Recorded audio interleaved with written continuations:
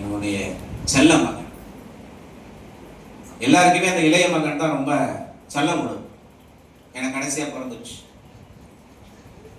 சில நேரங்களில் பெரிய பிள்ளைக்கு கூட நமக்கு அவ்வளவா சில நேரங்களில் கேர் கொடுக்க மாட்டோம்.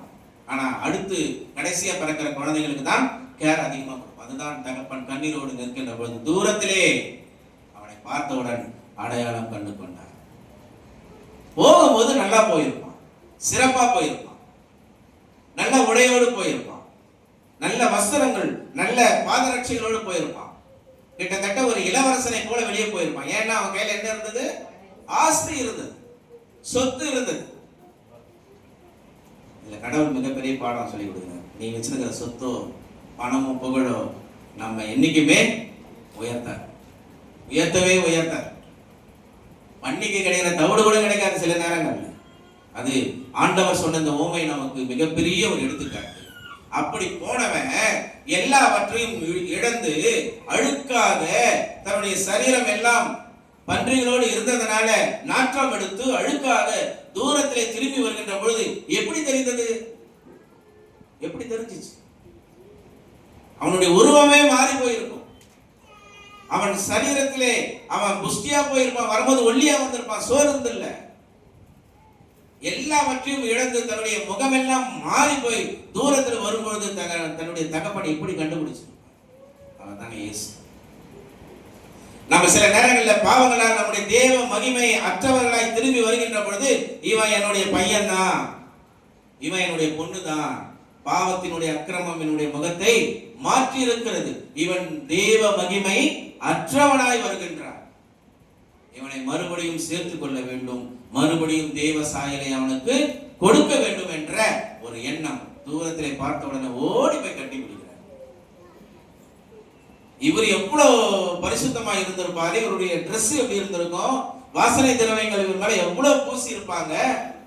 ஆனா அவர் அதையெல்லாம் பொருட்படுத்தாம தூர வர தன்னுடைய அழுக்கான சேறு நிறைந்த ஒரு பையன் வரான்னு சொன்ன ஓடி போய் அவனுடைய கழுத்தை கட்டி பிடித்தது மாத்திரமல்ல, அவனுக்கு முத்தத்தை கொடுத்தார். கரங்களை தட்டி ஆண்டவருக்கு நன்றி சொல்லுங்க.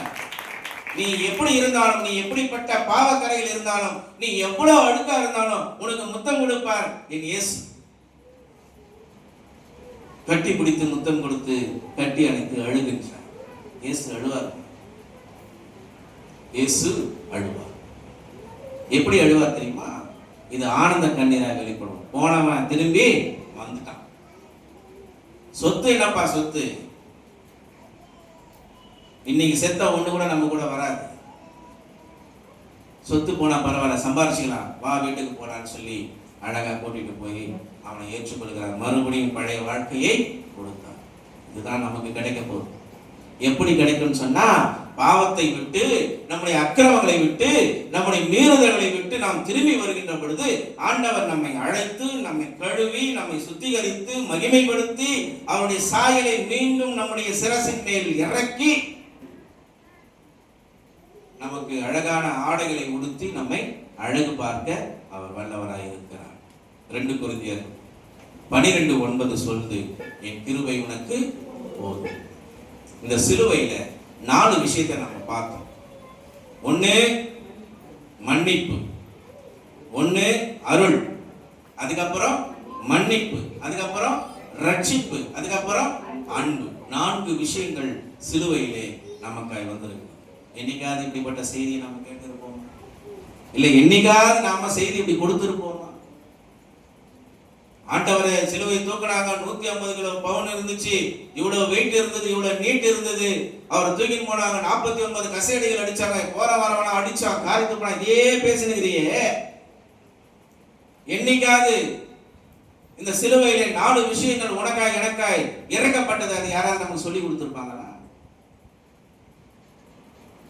ஒரு சம்பவம், நம்முடைய முன்னாள் பேராயர் அவர்கள் எங்களுக்கு இந்த லென்த் செர்மன் கிளாஸ் எடுத்தார் ஒரு 2 வாரத்துக்கு முன்னாடி. அவர் எடுக்கும்பொழுது ஒரு வேடிக்கையான ஒரு நடந்த நிகழ்வை சொன்னார். மக்கள் நிறைந்த கூட்டத்தில் ஒரு பெரிய மரம் ஒன்று இருந்துச்சு. அந்த மரத்தின் உச்சிக்கு ஒருத்தன் போய் ஏறி போயிட்டு, நான் தற்கொலை பண்ண போகின்றேன் அப்படின்னு சொல்லி எல்லாரும் மிரட்டிட்டு. அந்த வழியா இருக்கிற மக்கள் எல்லாம் அவன் இடத்துல குரல் கொடுத்து கூக்குரல் இடுறாங்க, டேய் வாடா, இறங்கடா இறங்கடா, உன் குடும்பம் அனாதை ஆயிடும், நீ சாகக்கூடாது, நீ வாழணும் அப்படின்னு சொல்றாங்க. யாருக்கு வச்சே கேட்கல. போலீஸ் வந்து போலீஸும் எவ்வளோ சமரசம் பண்றாங்க. யாரு? ஆனா ஒரு கத்தோலிக்க பாதிரியார் அந்த பக்கம் போறார். இவர் ரொம்ப பரிச்சயமானவர். அவனை பார்த்து ஒரே ஒரு சைகதம் பண்ணார், சிலுவையை போட்டு போயிட்டார். போட்ட மாத்திரத்துல கிடுகிடுகிடுன்னு இறங்கிட்டான். எல்லாருக்கும் ஒன்றும் புரியல. போலீஸ் எல்லாம் விழிக்குது. எல்லா சடங்களும் ரொம்ப தொண்டை தண்ணி போக கத்தி டயர்டாயிட்டு நேரத்தில் அவன் இறங்கி வரான். அவனை பார்த்து கேட்கறாங்க, ஏன்னடே இவ்வளவு பேர் சொல்றோம் நீ கேட்கல, இவ்வளவு போலீஸ் வந்து உனக்கு சொல்லிச்சு கேட்கல, ஆனா இந்த பாதிரியார் வந்து உனக்கு ஒரு சிம்பிளை போட்டா நீ பாட்டு போயிட்டு நீ பாட்டு இறங்கிட்டியே, என்னடா காரணம் அப்படின்னு கேட்டவன். அவன் சொன்னான், நீ இறங்கலைன்னா நான் வெட்டிடுவேன், நீ மரத்துல இருந்து இறங்கலைன்னா நான் என்ன பண்ணுவேன், மரத்தை வெட்டிடுவேன் அப்படின்னாரு. அதான் இறங்கிட்டேன். இன்னைக்கும் நம்ம பாவத்திலிருந்து இறங்காமையே நம்ம மேலேயே நின்று இருந்தா கடவுள் ஒரு நாள் என்ன பண்ணுவாரு? அதைதான் நான் செய்தி தொடங்குறதுக்கு முன்னாடி சொன்னேன். கோடாரியானது வேறு மரங்களின் வேறு அருகே வைக்கப்பட்டு இருக்கிறது. இதுதான் அதுக்கு அர்த்தம். அவ்வளவு பேர் சொல்லியும் கேட்காம கடைசி அந்த பாதிரியார் சொன்ன உடனே கிடுகிடுன்னு இறங்கலாம். பாத்தீங்களா? கடைசியா இயேசு சொன்னா நம்ம எல்லாம் கேட்போம், நீ இறங்கலையா நான் உன்னை வெட்டிடும். இதுதான் சிலுவையினுடைய. நீ பாவத்திலிருந்து இறங்காமலேயே உன் பிடரையே விடாமலேயே உன்னுடைய கழுத்து வெண்கல கழுத்து போல் அப்படியே இருந்துச்சு அப்படின்னு சொன்னா நிச்சயமாக நோவாவின் காலத்தில் நடந்தது போலதான் நடக்கும் என்பதை நாம் அறிந்து கொள்ள வேண்டும். எனக்கு அன்பானவர்களே, இறுதியாக தேவன் ஒரு நீதிமான். அல்லேலூயா. இந்த உலகத்திலே அவரை தவிர யார் ஒருவரும் பரிசுத்தரும் இல்லை, நீதிமானும் இல்லை. நீதியும் அருளும் சந்தித்த இடம்தான் கொல்கதா மலை. நீதியும் அருளும் ஒன்றாக முத்தமிட்ட இடம்தான் சிலுவை. அந்த சிலுவையின் வழியாக நமக்கு கிடைத்த அருள், அந்த சிலுவையின் வழியாக நமக்கு கிடைத்த அந்த மன்னிப்பு, அந்த ரட்சிப்பு, அந்த மீட்பு, இதை நாம் எங்கு வைத்திருக்கிறோம், அதை நாம் தக்க வைத்திருக்கிறோம் என்பதை சீர்தூக்கி பார்க்கவில்லை. அன்போடு கூட நான் அழைக்கின்றேன். இந்த இயேசு எப்படி பண்ணார்? அன்பும் கருணையும் நிறைந்தவர். ரொம்ப சீக்கிரத்துல கோபப்பட மாட்டார். கோபப்பட்டாருன்னா இறங்குறது ரொம்ப கஷ்டம். அவரை கோபப்படுத்தாமே வச்சுக்கிறது நல்லது. ஒரு சில வீட்டுல திருமணம் ஆகின புதுசுல பெண்கள், அதாவது மணப்பெண்ணுக்கு சொல்லி அனுப்புவோம், ரொம்ப அவனை டென்ஷன் பண்ணிடாதம்மா, அவன் சிரிச்சுனே இருக்கிறது தான் உனக்கு நல்லது. ஏன்னா அது மென்டல், அது எப்போ மாறும்ன்றது தெரியாது. அதை வெளிப்படையா சொல்லாம அந்த அம்மா சொல்லுது, பக்குவமா பார்த்து நடந்துக்கும். ரொம்ப கோபப்படுத்துறாங்க. அதே நேரத்தில் நீயும் கோபமாயிட்ட, நீ கோபமாயிட்டாலும் அது பிச்சுக்கு ஆடும் அப்படின்னு சொல்லி அனுப்புவாங்க. பார்த்தீங்களா? அதே மாதிரி சில நேரங்கள்ல நாம் நம்முடைய நிலையிலேயே இருந்தோம் அப்படின்னு சொன்னா நிச்சயமாக நமக்கு அந்த பாவ மன்னிப்பு என்பதே கிடைக்காது. அது அடுத்து பார்த்தோம் அப்படின்னு சொன்னா, பாவத்திற்கான தண்டனை யாருக்கு கிடைத்திருக்க வேண்டும்? யாருக்கு கிடைத்திருக்க வேண்டும்? பாவம் செய்தவர்கள், அக்கிரமம் செய்தவர்கள், இனி செய்ய போகிற நமக்கு தான் இந்த தண்டனை கிடைத்திருக்க வேண்டும். ஆனால் சிலுவையிலே இது மாற்றப்பட்டது. மன்னிப்பு நமக்கு கிடைக்கும். ஒரு குற்றமும் செய்யாத கடவுளுக்கு சாபமும் தண்டனைகளும் தான் பெருகியது என்பதை நாம் பார்க்கின்றோம். நாம் பெற வேண்டிய தண்டனையை இயேசு ஏற்றார். அல்லேலூயா. நாம் பெற வேண்டிய சாபத்தை இயேசு ஏற்றார். அழகும் சௌந்தரியம் உள்ள முகம், அழகான ஒரு முகம், பார்ப்பதற்கு இனிமையான முகம் நம்முடைய சாபத்தால் சிக்குநூறாய் மாறி கிழிக்கப்பட்டது. அடிகளால் முற்களால் கிழிக்கப்பட்டது. சௌந்தரியம் மிக்க முகம் சீர்குலைந்து போச்சு. பார்க்கவே முடியாத அளவுக்கு அவருடைய முகம் மாற்றப்பட்டது என்று வேதம் நமக்கு கற்றுக் கொடுக்கிறது. ஏசாயா 53:5 சொல்றாங்க, நம்முடைய அக்கிரமம் நிமித்தம் அவர் குத்தப்பட்டார், நாம் சுமக்க வேண்டிய தண்டனை அவர் சுமந்தார், அவர் பெற வேண்டிய மகிமையை நமக்கு பெற்றுக் கொடுத்தார். கரங்களை தட்டி ஆண்டவருக்கு நன்றி சொல்லும். அவருக்கு கிடைக்க வேண்டிய மகிமையை கடவுள் நமக்கு கொடுத்தார். நாம் எல்லோரும் தேவ மகிமை அற்றவர்களாய் இருந்தபோது சிலுவையிலே மரணத்தை கொடுத்து சிலுவையிலே தன்னுடைய ரத்தத்தை சிந்தி தேவ மகிமை அற்றவர்களாய் இருந்த நமக்கு அவருடைய மகிமை மூலமாக நாம் மறுபடியும் மறுரூபமாக்கப்பட்டோம். எல்லையற்ற அருளை பெற்று என் அன்பானவர்களே, இந்த விசுவாசத்தின் மூலம் நாம் எல்லோரும் ரட்சிக்கப்பட்டிருக்கிறோம். அல்லேலூயா. இந்த ரட்சிப்பை நம்மளால சம்பாதிக்க முடியாது. எங்க காசு கொடுத்தாலும் இந்த ரட்சிப்பை வாங்க முடியாது. எப்படிப்பட்ட போட்டு சூட்டு போட்டு வர பாதிரிமார்கள் கிட்ட அவங்க கிட்ட கூட போய் கேட்ட கூட இந்த ரட்சிப்பு கிடைக்காது. இது வாங்கவும் முடியாது. இதற்கு வேற எங்கும் கிளைகள் இல்லை. கிறிஸ்துவ கிட்ட மட்டும்தான் இந்த ரட்சிப்பை நாம வாங்க முடியும். அதை அவர் பரிசாகத்தான் கொடுப்பார். நீ விலை ஒன்றும் கொடுக்க வேண்டிய அவசியம் இல்லை. சிலுவை நமக்கு கடைசியா என்ன சொல்லி கொடுக்க தெரியுங்களா? நீ உன் முயற்சியால் வாழல, என் அருளால் வாழ்கிறாய். அல்லேலூயா. சிலுவையை பார்த்து நாம் நிற்கும் பொழுது இந்த சிலுவையானது நமக்கு கற்றுக் கொடுக்கிற பாடம் என்ன தெரியுமா? நீ இப்ப வாழ்ந்து நிற்கிற வாழ்க்கை உன் முயற்சியில அல்ல, என்னுடைய கிருபையால என்னுடைய அருளால தான் நீ வாழ்ந்து கொண்டு இருக்கிறாய் என்று சிலுவை நமக்கு கற்றுக் கொடுத்து, பாவிகளாய் இருந்த நாம் அனைவரையும் நீதிமானாய் மாற்றினார். அடிமையாய் இருந்த நம் அனைவரையும் சுதந்திரவாரனாய் மாற்றினார். பயம் நிறைந்த வாழ்வோடு இருக்கின்ற நமக்கு ஒரு நம்பிக்கையை கொடுத்திருக்கிறார்.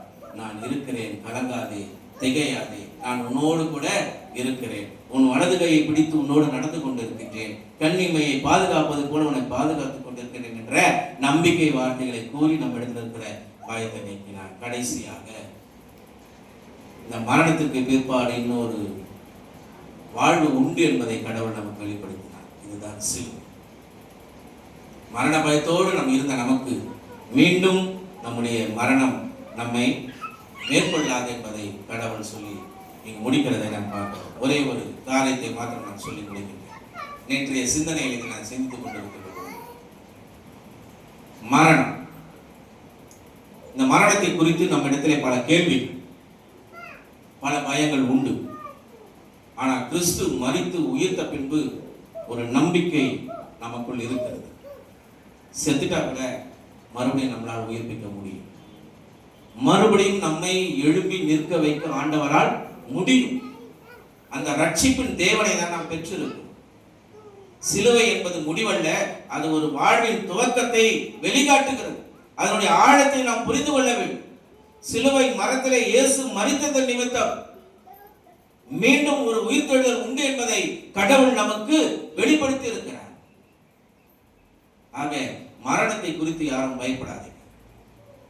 நேற்று ஒரு இரங்கல் கூட்டத்தில் ஒரு ஆயர் அழகாக பேசினார்.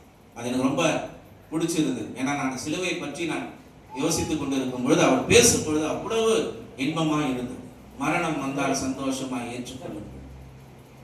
மரித்தால் தான் இயேசுவால் உயிர்ப்பிக்க முடியும். நாம் மரித்தால் தான் ஆண்டவர் நம்மை உயிரோடு எழுப்புவார். இந்த மரணம் நாம் சந்திக்கும் பொழுது சந்தோஷமா ஏற்றுக்கொள்ளும். இந்த மரணம் என்பது தற்காலிகம். கிறிஸ்துவை ஏற்றுக்கொண்டவர்கள் நல்லா புரிஞ்சுக்கங்க. கிறிஸ்துவை ஏற்றுக்கொண்டு அவரை உண்மையாய் தரிசித்து அவரை உண்மையாய் விசுவாசித்து பின்பற்றுகிறவர்களுக்கு மரணம் ஒரு தற்காலிகம். அவர் வரும் பொழுது மீண்டும் நம்முடைய சரீரம் எழுப்பம். மரணத்தை குறித்து யாரும் கலங்காதீர்கள், அழாதீர்கள், அது முட்டாள்கள். ஆண்டவரின் உயிர்த்தெழுதலை விசுவாசிக்கிற நீங்களும் நானும், ஆண்டவர் உயிர்த்தெழுதல் திருநாளை கொண்டாடி கொண்டிருக்கின்ற நீங்களும் நானும் இனி மரணத்தை குறித்து அழுவதோ துக்கம் கொண்டாடுவதோ அது கடவுளுக்கு விரோதமான செயல். எவ்வளவு நேரம் துக்கித்துக் கொண்டு அழுதிருப்பீர்கள் என்று யார் நம்மை பார்த்து கேட்கிறார்கள்? யார் கேட்கிறாங்க? யார் கேட்டா அப்படின்றீங்களா? யாரு? சாமியலா? அண்ணாலா? எவ்வளவு நேரம் துக்கித்துக் கொண்டு அழுதிருப்பீர்கள், அழுது கொண்டிருப்பீர்கள் முக்காடிட்டு? இயேசுவா? பவுலு? படிச்சு பாருங்க, தெரியும். நீங்கள் துக்கமுகமாக இருக்கிறது, நீங்கள் துக்கித்துக் கொண்டு அழுகிறது எனக்கு மனதில்லை. ஏனென்றால் என் கண்கள் திறந்த போது நான் பார்த்த இயேசு எப்படிப்பட்டவர் என்று சொன்னால், நான் செத்துட்டா கூட மறுபடியும் என்னை அவர் வாழ வைக்க முடியும். அப்படிப்பட்ட இயேசுவை விசுவாசித்து அவருடைய ஊழியத்தை கையில் எடுத்து வருகின்ற நான் உங்களை பார்த்து கொண்டிருக்கும் பொழுது நீங்கள் செத்தவர்களுக்காக உட்கார்ந்து துக்கித்துக் கொண்டு எழுதி கொண்டு இருக்கிறீர்கள். என்ன பயன்? எனக்கு மனசு இல்லை என்ற இன்னொரு வார்த்தை அடிஷனலாக சேர்க்கிறார். என்ன தெரியுமா? அறிவில்லாத இருக்கிறது என்ன? வசந்த படிகமா அழகா. நீங்கள் அறிவில்லாமல் இருக்கிறது என்ன? மரித்தவர்களை குறித்து நீங்கள் இன்னும் முக்காடிட்டு அழுது கொண்டு இருக்கிறதுக்கு நீங்கள் அறிவில்லாமல் இருக்கிறது என்ன? எனக்கு மனசு இல்லை, உங்களை கிறிஸ்தவர்களாய் ஏற்றுக்கொள்ள எனக்கு மனசு இல்லை. ஏன்னா உனக்குள்ள கிறிஸ்து மறுபடியும் உயிர்த்தெழுந்தார், அவர் மறுபடியும் உன்னை உயிர்ப்பிப்பார் என்ற நம்பிக்கை அற்ற இருக்கின்ற கிறிஸ்தவனாய் இருக்கின்ற உன்னை பார்த்து நான் வெட்கப்படுகின்றேன், தலைகுனிகின்றேன். நீ அறிவில்லாமல் இருக்கிறது என்ன? கவலைப்படுகிறதுனால் ஒரு உலகத்தை நாம் கூட்ட முடியுமா? முடியாது. நமக்கு அந்த சக்தி கிடையாது. அப்படி இருக்க நாம் ஏன் துக்கமுகமாய் இருக்க வேண்டும்? தாவீது பாவத்தின் மூலமாய் பிறந்த குழந்தை எப்படியாவது குழைச்சிடும் சொல்லி தலைவர் தரையிலேயே தவழ்ந்திருந்தார். தரையிலேயே இருந்த ஆடைகள் எல்லாம் கழிட்ட, ரொம்ப லகுவான ஆடை, ரொம்ப லேசான ஆடையை போட்டு சோறு தண்ணி சாப்பிடல, தரையிலேயே நீச்சல் அடிக்கிறார். கடவுள் எப்படியாவது குழந்தைய உயிர்ப்பிப்பார். செத்துச்சு. தாவீது எழுந்துரு, உன் பிள்ளை மரணம் அடைந்தன்னு சொன்ன உடனே தலைவர் எந்த வேலையும் செய்யல. சபா இடத்தை செஞ்சாரான்னு நமக்கு தெரியாது. நேரா போனார், குளிச்சாரு, நல்ல உடையை போட்டார், வயிறு நிறைய சாப்பிட்டார். தாவீதுக்கு தெரியும் கர்த்தருடைய சித்தம் இப்படி. அவர் துக்கமுகமா இல்லை, அதுக்கப்புறம் துக்கம் கொண்டாடவே இல்லை. தன்னுடைய பணியை அவர் செவனே செய்தார். இன்னைக்கு உங்களுக்கும் எனக்கும் கடவுள் கற்றுக் கொடுக்கின்ற பாடம், சிலுவையை நோக்கி பார்க்கின்ற நீங்களும் நான் துக்கமுகமாக இருக்கவே கூடாது. அவர் சிலுவையில் இருந்து இறங்கல அப்படின்னா நம்ம துக்கப்படலாம். இறங்கினாரு, போனாரு, வந்தாரு, மறுபடியும் வரப்போறாரு.